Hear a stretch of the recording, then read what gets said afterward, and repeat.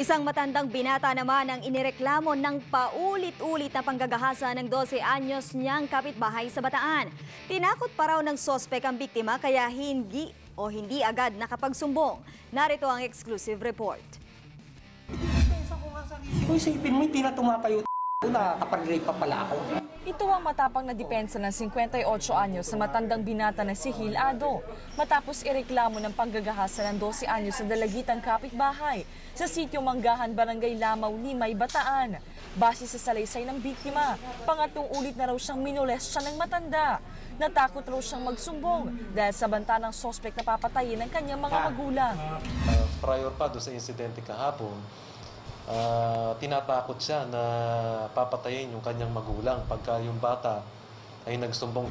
Huli raw nangyari ang panggagahasa noong Lunes ng hapon. Nangyayain ang biktima ng lasing na sospek sa kanyang bahay.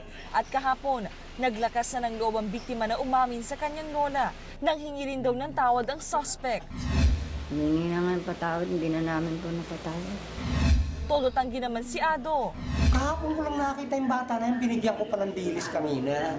Sila mag-ina. Pero nang mahimasmasan mula sa kalasingan, umamin din ito sa krimen. Desidido ang kampo ng biktima na ituloy ang kaso laban sa suspect. Umaaksyon. Amber Gonzalez, News 5. Be sure to come back. News 5 everywhere. Copyright 2016.